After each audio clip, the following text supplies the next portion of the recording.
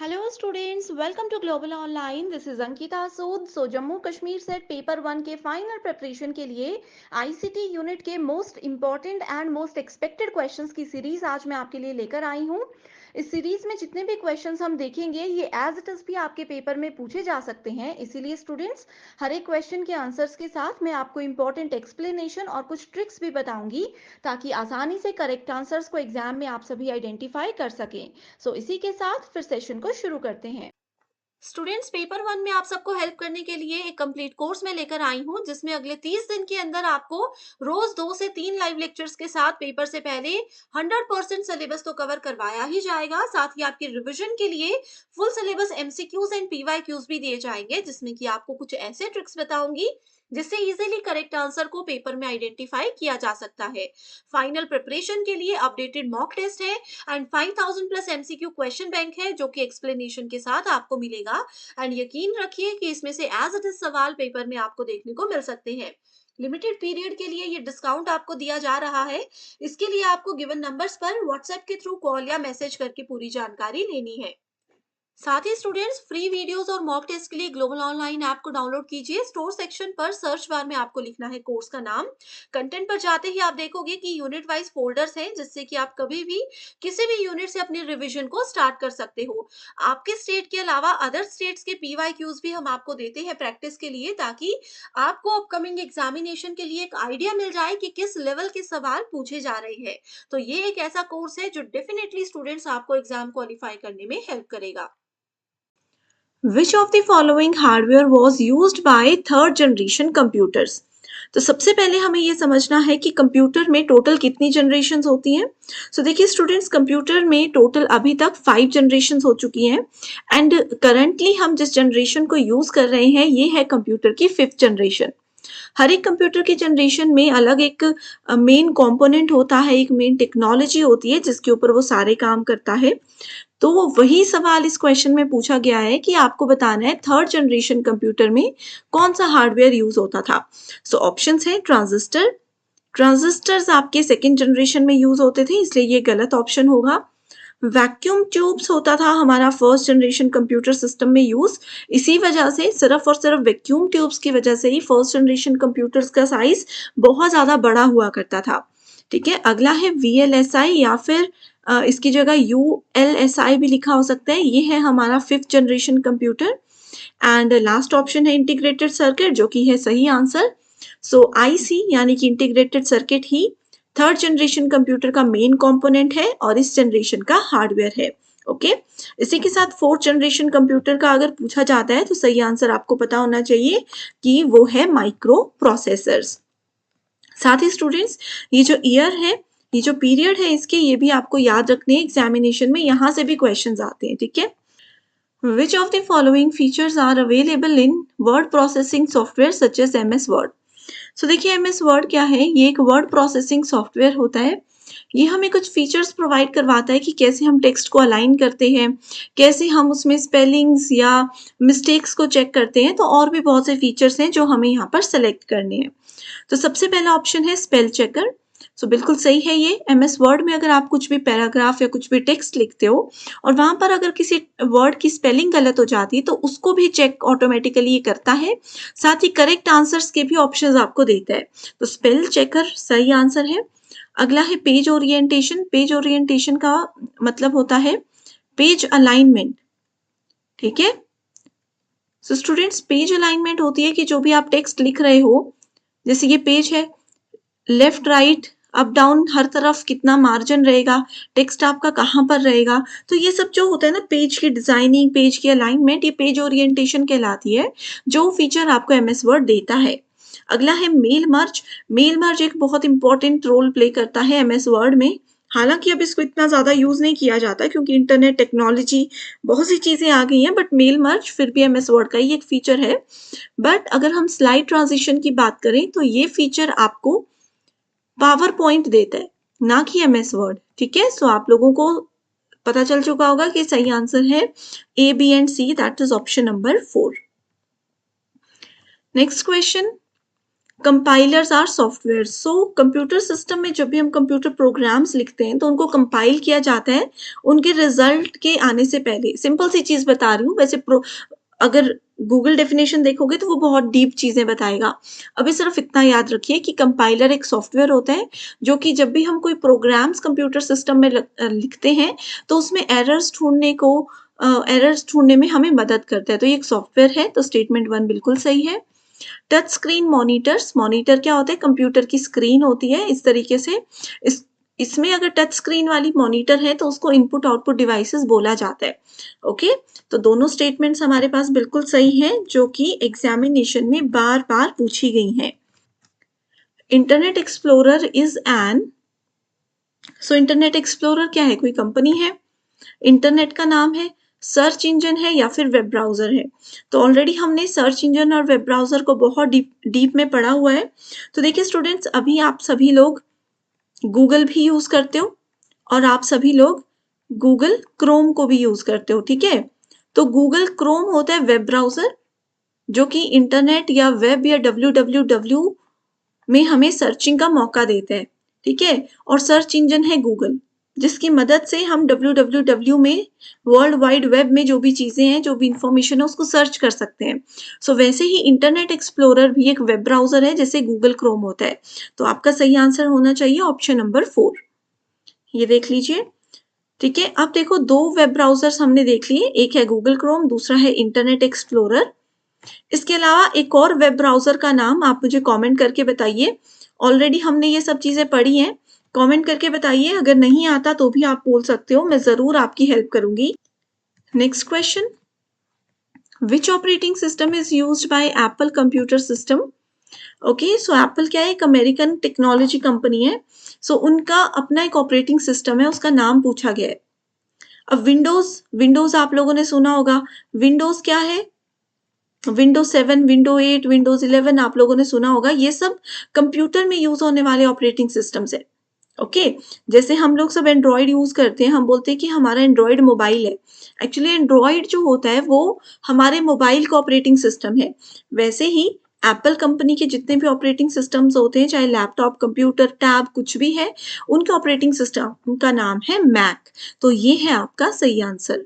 Linux भी एक operating system ही होता है, जैसे विंडोज है वैसे लाइनेक्स और यूनिक्स भी कंप्यूटर सिस्टम के ही ऑपरेटिंग सिस्टम्स हैं। ओके,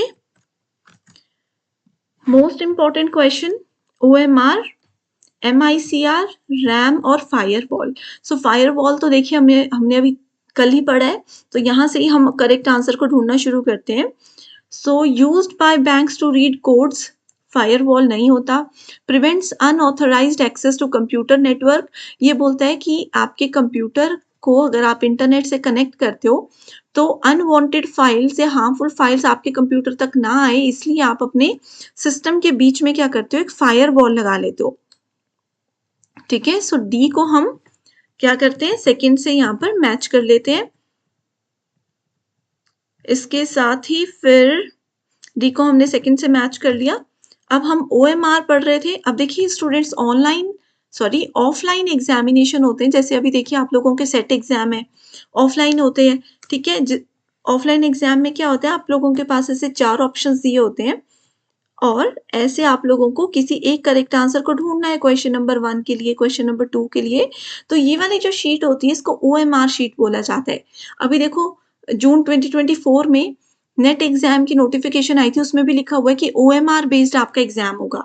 तो OMR क्या होती है? आपकी मल्टीपल चॉइस क्वेश्चंस को के लिए एक शीट होती है। तो आप इसको मैच कर सकते हो, ए का थर्ड, देखिए डी का सेकेंड और ए का थर्ड, ठीक है? तो इसको हम डिलीट कर देते हैं, ऑप्शन नंबर 4 भी डिलीट हो जाएगा, 1 भी डिलीट हो जाएगा। MICR और रैम क्या है? मेमोरी है, okay? Stores program and data temporarily, RAM क्या एक टेम्परेरी मेमोरी है। सो सी को हम 4 से मैच करते हैं, तो आंसर हमें मिल गया ऑप्शन नंबर 3, ठीक है? MICR होता है magnetic ink character reader. Bank में जो चेक में नीचे नंबर्स लिखे होते हैं उसको चेक करने के लिए, उसको स्कैन करने या रीड करने के लिए MICR यूज होता है। Which of the following group of statements in the context of information technology is correct? ठीक है, तो करेक्ट स्टेटमेंट कौन सी है ये हमें ढूंढना है। Mouse, keyboard, plotter are all input devices. So mouse भी इनपुट है, कीबोर्ड भी इनपुट है, बट प्लॉटर क्या है, आउटपुट डिवाइस है। तो ये वाला ऑप्शन गलत हो गया। Windows, Unix, Linux, all operating system, अभी हमने पढ़ा कि विंडोज, लाइनिक्स और यूनिक्स तीनों ऑपरेटिंग सिस्टम है। Register, cache memory, hard disk are all memory modules. ठीक है, तो ये तीनों क्या है, मेमोरी के नाम है। तो ये भी बिल्कुल सही है। कल के एमसीक्यू सेशन में भी हमने पढ़ा था। जिन बच्चों ने एमसीक्यू सेशन वो नहीं देखा है, अभी जो मैंने टेलीग्राम ग्रुप बताया उसको ज्वाइन कीजिए, वहां पर आपको लिंक भी और पीडीएफ भी मिल जाएंगी। ठीक है। Monitor, printer and scanner. तो देखिए, मॉनिटर और प्रिंटर आपकी आउटपुट डिवाइस है, स्कैनर आपकी इनपुट डिवाइस है, जिसकी वजह से ये क्वेश्चन की स्टेटमेंट गलत हो गई। तो सही आंसर है B and C only, that is option number 4। A spreadsheet is what. So देखिए, फर्स्ट क्वेश्चन में मैंने आप लोगों को पावर पॉइंट प्रेजेंटेशन के बारे में बताया। ठीक है, पावर पॉइंट प्रेजेंटेशन के बारे में बताया, तो वो होता है आपका पीपीटी।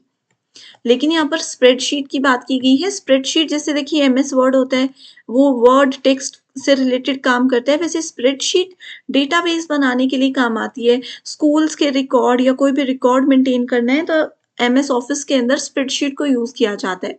तो ये 1 डायमेंशनल ग्रिड है, 2 है, 3 है या 4 है। तो इसका सही आंसर पहले बताती हूँ, वो है 2 डायमेंशनल ग्रिड। देखिए, आपका जो स्प्रेडशीट है वो कुछ इस तरीके से दिखती है। ये 2 डायमेंशनल ग्रिड क्यों है, क्योंकि इसमें रोज और कॉलम होते हैं। ठीक है, 2 डायमेंशन के ऊपर ये इस तरीके से ही काम करता है। ठीक है, रोज और ये कॉलम्स है, और ये जो छोटे छोटे से बॉक्स है इसको बोला जाता है cell. Next question, which of the following statements are correct with reference to web 3.0। तो हमने कल डिस्कस किया था वेब 3.0 क्या है, लेटेस्ट जो हम आर्टिफिशियल इंटेलिजेंस और ये सब टेक्नोलॉजी आज के टाइम पे यूज कर रहे हैं, ये सब 3.0 के अंदर आता है। ओके, सो ऑप्शन देखते हैं। Web 3.0 technology puts user data and web content into users hand. आपका जो भी कंटेंट है, आपका जो भी डेटा है, वो सब आपके हाथ में। अब आप लोग इंस्टाग्राम यूज कर रहे हो, आप लोग कोई वेबसाइट यूज कर रहे हो, तो आपका जो डेटा है, आपका कंटेंट का कंट्रोल आपके हाथ में है। बिल्कुल सही। ओके, आपको करेक्ट स्टेटमेंट ढूंढनी है। Centralization is a core tenet of web 3.0। ये वाला ऑप्शन आपके पास गलत है, सेंट्रलाइजेशन इसमें नहीं होती है। In Web 3.0 world, brain chain based networks transaction businesses will thrive in the coming years। तो इसमें बोला जा रहा है कि ब्लॉकचेन, सॉरी ब्रेन चेन नहीं, ब्लॉकचेन। सो ब्लॉकचेन टर्म आपको याद रखनी है एज इट इज। ब्लॉकचेनिंग की जब भी बात होती है, हमेशा वेब 3.0 की बात होती है। तो सही आंसर है option number A and C, that is option number 2। Students, अगर आपको ये सेशंस पसंद आ रहे हैं और आप चाहते हो कि मैं इसी तरीके की सीरीज को कंटिन्यू करूं, तो आप मुझे कमेंट करके बता दीजिए। एंड नेक्स्ट कौन सी यूनिट चाहते हो वो भी मैं आपको बताऊंगी। आप भी मुझे बता सकते हो कमेंट करके, मैं आपकी हेल्प जरूर करने वाली हूँ। Which of the following statements about email are true. तो ईमेल के लिए कौन सी स्टेटमेंट सही है। You can create folders to store and organize your emails. ठीक है, आप अपनी ईमेल्स को ऑर्गेनाइज करने के लिए एक अलग से भी वहां पर फोल्डर बना सकते हो। बिल्कुल सही बना सकते हो। Using CC feature will hide all other recipients from each other. Carbon copy जो है वो हाइड नहीं करता है। ठीक है, अगर इसकी जगह बीसीसी लिखा होता तो ये स्टेटमेंट सही होती। You can add attachments of any size, no. देखो, कल सेम क्वेश्चन थोड़ा डिफरेंट तरीके से हमने डिस्कस किया था ना, तो ये भी PYQ है, वो भी PYQ था।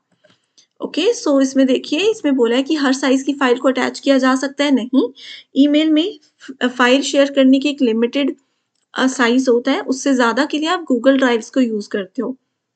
You can add signature to your emails to give personal contact details. Okay, so इसमें बोला जा रहा है कि आप सिग्नेचर को भी ऐड कर सकते हो। बिल्कुल कर सकते हो। You can send email from laptop computer only, no. हम फोन से भी तो ईमेल कर सकते हैं। तो देखिए, सही ऑप्शन ए और डी ही है, that is option number 3,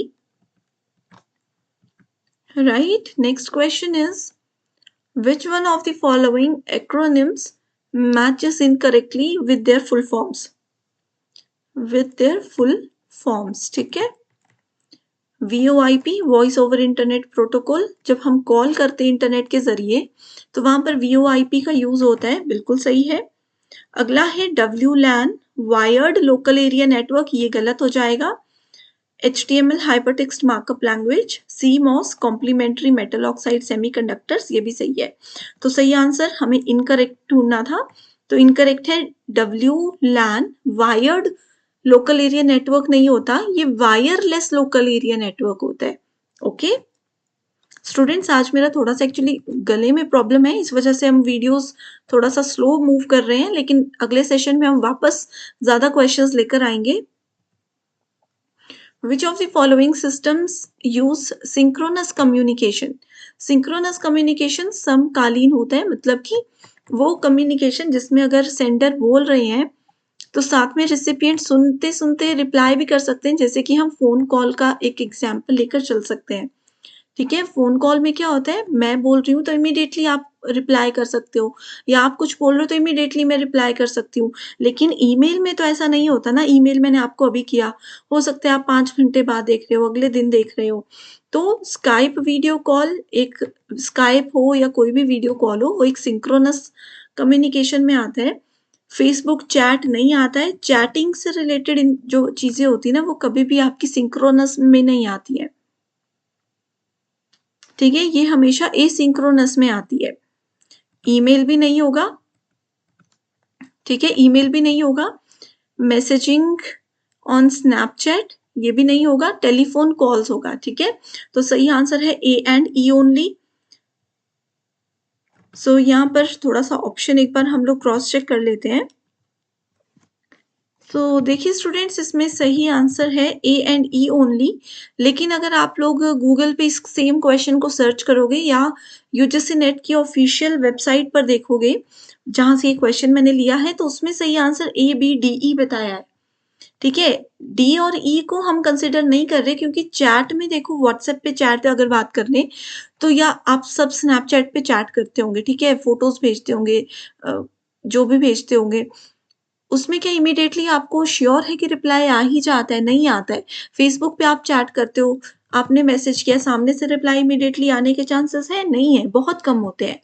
ठीक है, जितना कॉल में हम एक साथ बात कर सकते हैं उतना नहीं हो पाता चैट में, तो इसलिए सही आंसर ए एंड ई ही होना चाहिए, बट ऑफिशियल आंसर की के अकॉर्डिंग बता रही हूँ, ऑप्शन बी बोला गया है।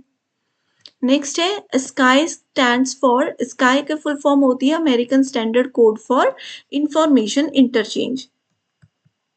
ठीक है, इसकी बस फुल फॉर्म याद रख लो, ये एज इट इज बहुत बार आई है, बहुत बार नेट एग्जाम में आई है, एंड सेट में भी आप इसको एक्सपेक्ट जरूर कर सकते हो। नेक्स्ट क्वेश्चन है,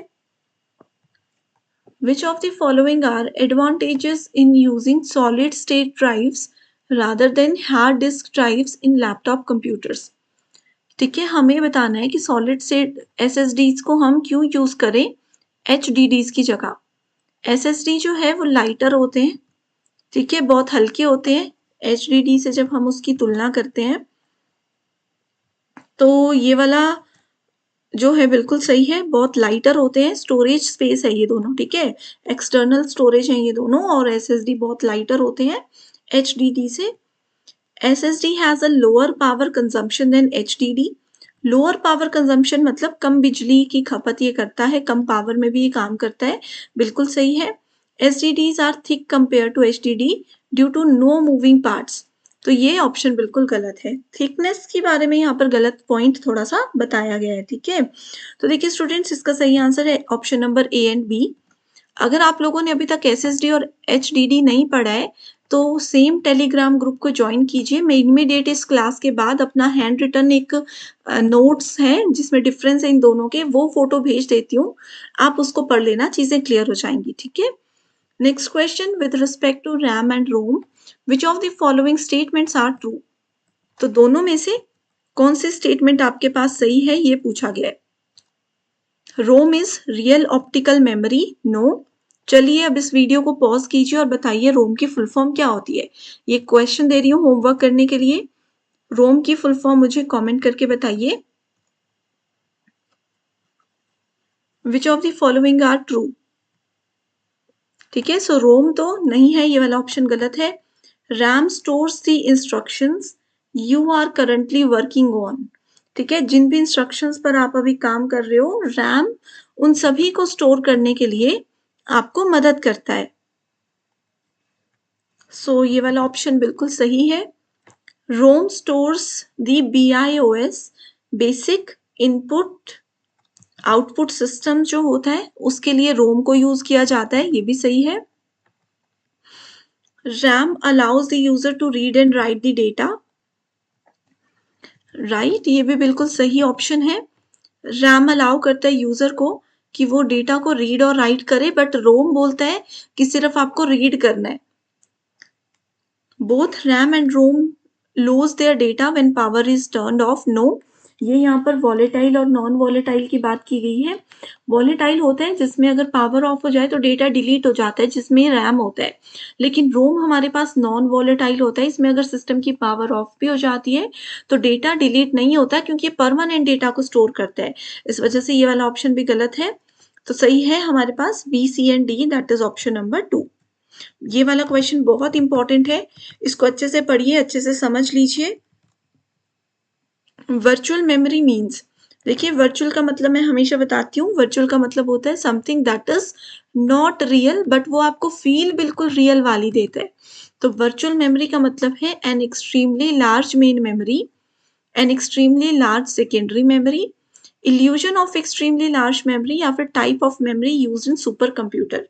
मैंने आपको बताया कि वर्चुअल मतलब नॉट रियल, नॉट रियल मतलब इल्यूजन, जो आपको सत्य जैसा लगता है बट सत्य नहीं होता है।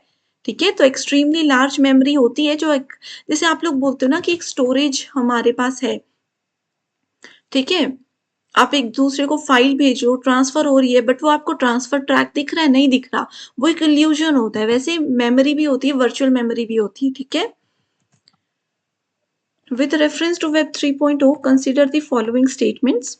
Web 3.0 technology enable people to control their own data. ये बोलता है ये लोगों को पावर देता है अपने खुद के डेटा को कंट्रोल करने के लिए। बिल्कुल सही है, प्रीवियस क्वेश्चन में भी हमने सेम पॉइंट पढ़ा। In web 3.0 world there can be blockchain based social networks. बिल्कुल सही है, ब्लॉकचेनिंग के हिसाब से एक कनेक्टेड सोशल नेटवर्क यहाँ पर बनते हैं। बिल्कुल सही है। Web 3.0 is operated by user collectively rather than corporation. ठीक है, वेब 3.0 के अंदर जो भी चीजें होती है वो यूजर खुद हैंडल करता है, ना कि कोई कंपनी हैंडल करती है उनकी चीजों को। तो ये स्टेटमेंट भी बिल्कुल सही है। तो करेक्ट ऑप्शन है 1, 2 एंड 3। आई होप स्टूडेंट्स, देखिए प्रीवियस सेशन में भी और अभी भी हमने वेब 1.0, 2.0 एंड 3.0 के काफी क्वेश्चंस देख लिए, एंड ये काफी है एग्जाम के लिए। इसके अलावा आपको इसमें कुछ नहीं पढ़ना। ठीक है, identify incorrect pair from the following, आपको एक गलत पेयर यहाँ पर दिया गया है जो आपको ढूंढना है। JPG, देखिए कोई भी फोटो आपके फोन में होगी ना, उस फोटो में आप मोर पर जा करके जब उसकी डिटेल्स देखोगे तो फोटो के नाम के आगे .jpg या फिर JPEG लिखा होगा। ये ग्राफिक फाइल होती है, मतलब एक फोटो की एक्सटेंशन होती है। ठीक है, उसके बाद है WAV, ये ऑडियो फाइल होती है। .mp3 भी ऑडियो फाइल होती है। .mp4 वीडियो फाइल की एक्सटेंशन होती है। EXE मतलब एग्जीक्यूटेबल फाइल। तो ये 3 तो सही है, हमें इनकरेक्ट ढूंढना है जो कि है .ttf, that is word text file. तो ये टेबल आपके लिए मैं लेकर आई हूँ। टेक्स्ट फाइल के लिए .txt होता है। ओके, तो आप लोगों ने इस चीज को नोट कर लेना। और TIFF एक टर्म होती है, देखिए TTF कुछ नहीं होता, TIFF होती है जो कि टैग्ड इमेज फाइल फॉर्मेट है। तो आप लोग इसको याद रख लीजिए, ये टेबल को समझ लीजिए, कुछ भी नहीं है। जो आपकी जैसे म्यूजिक फाइल है MP3 होती है। ठीक है, म्यूजिक फाइल आपकी WAV भी होती है। वीडियो फाइल आपकी MP4 होती है। GIF ग्राफिक्स इंटरचेंज फॉर्मेट, इसकी फुल फॉर्म पढ़ लीजिए, एग्जाम में आ सकती है। ठीक है, तो ये सब चीजें आप पढ़नी है। ये एक क्वेश्चन होमवर्क के लिए दे रही हूँ, सेम क्वेश्चन हमने अभी पढ़ा था। What do Excel formula start with? Excel, MS Excel हमने पढ़ा, स्प्रेडशीट जिसके बारे में हम बात कर रहे थे। ठीक है, स्प्रेडशीट जो होती है उसमें फॉर्मूला हमें लिखना होता है। जैसे ये देखो छोटे छोटे से ब्लॉक्स बने थे ना, हमें इसमें ब्लॉक्स के अंदर नंबर्स लिखे हुए हैं, इनको ऐड करना है, तो एक फॉर्मूला मुझे लिखना होता है। तो वो फॉर्मूला किस से शुरू होता है? /f इक्वल्स टू या माइनस। तो इसका क्या आंसर है मुझे कॉमेंट करके बताइए। असर्शन बोलती है free wifi access to every citizen is one of the objective of digital India programme by government of India. So इसमें बोला जा रहा है कि जो डिजिटल इंडिया नाम का एक प्रोग्राम चला है, ठीक है, उसके अंदर बोला जा रहा है कि सबको फ्री वाईफाई सुविधा देनी चाहिए, जो कि बिल्कुल सही है। रीजन इसका है कि ICT is a powerful enabler of a digitally empowered society. यानी कि अब आपको पता है हर चीज इंटरनेट पर बेस्ड है, तो ये बोल रहे हैं कि अगर सोसाइटी को और बेहतर बनाना है, एक अच्छे लेवल पर लेकर जाना है, तो आईसीटी हमें मदद करता है। तो ये भी बिल्कुल सही है, बट दोनों स्टेटमेंट्स को हम लिंक नहीं कर पा रहे हैं ना, दोनों है तो आईसीटी से जुड़ी हुई, लेकिन लिंक नहीं है दोनों के बीच में, तो इसलिए both the statements are true, but R is not the correct explanation of A. Next question, HTML हमने बहुत बार पढ़ा, हाइपर टेक्स्ट मार्कअप लैंग्वेज। ये क्या होता है? Language use to create a web page. Websites आप बनाते हो, उसमें इंटरनली HTML यूज होती है। वेब 2.0 3.0 क्या होता है? सिमेंटिक वेब क्या होती है? देखिए, सिमेंटिक वेब होता है अपने पास, सिमेंटिक वेब होता है वेब 3.0, ठीक है। वेब 3.0 है सिमेंटिक वेब, और 2.0 है कोलैबोरेटिव वेब। VoIP है फोन कॉल्स। देखिए, अभी हमने ये पढ़ा प्रीवियस क्वेश्चंस में कि फोन कॉल्स जब हमें इंटरनेट के जरिए करनी होती है तो हम VoIP को इस्तेमाल करते हैं, ठीक है। वॉइस ओवर, इसकी फुल फॉर्म है voice over internet protocol. Okay, so इस तरीके से याद रखना है। सिमेंटिक वेब 3.0 है और कोलैबोरेटिव वेब 2.0 है। सो सही आंसर है option number A. So I hope students ये सेशन आप सभी को बहुत पसंद आया होगा। मैंने पूरी कोशिश की है कि यहाँ पर हर एक क्वेश्चन आपको अच्छे से समझा दूं, ताकि इजीली आप अपकमिंग एग्जाम में करेक्ट आंसर्स को ढूंढ सको। तो स्टूडेंट्स, इसी के साथ अभी हमारे देखिए 2 सेशंस मिलाकर क्विक रिवीजन में आईसीटी के 40 क्वेश्चंस हो चुके हैं। तो आप इन सभी क्वेश्चंस को रिवाइज करते रहा कीजिए, क्योंकि इसके बाहर से एग्जाम में कुछ नहीं आता। So thank you so much everyone for watching this video, and I wish you all the very best.